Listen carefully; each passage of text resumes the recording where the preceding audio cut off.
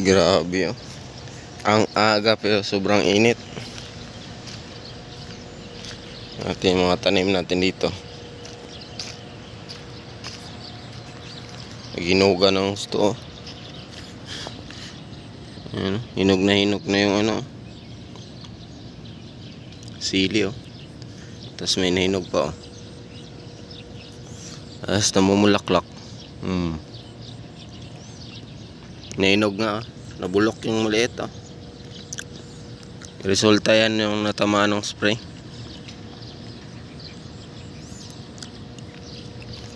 Ay, marami na bunga oh.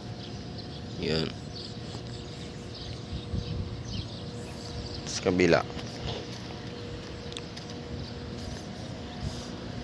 Grabe, sobrang init. Kaya ito na paghapon natutuyo to eh. Ay, malapit na mahinog oh.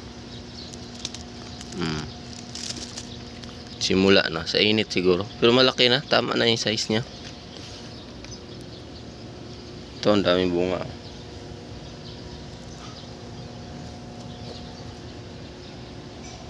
Diba, ang daming bunga.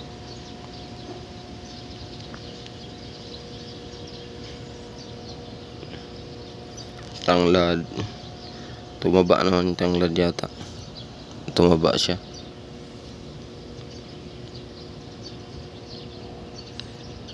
Kasi bago na yung mga ano niya. Medyo maganda na. Ito, ang daming bunga oh. Ay, ang sakit ng init.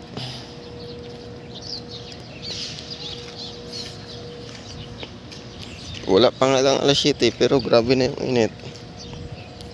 Mapanakit na yung init.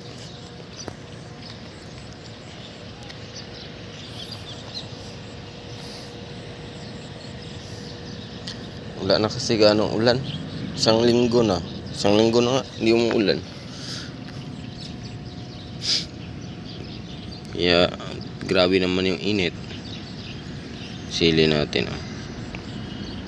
Yan muna siya. Yan. Pangit na yan ang itsura ng isa oh. Tumaba. Laki oh. Yan. Pangit na itsura.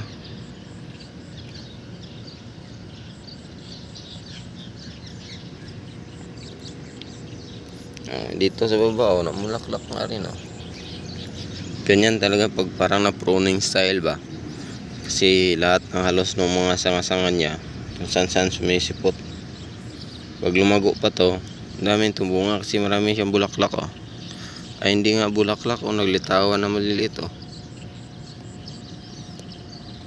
So sana tumuloy sila.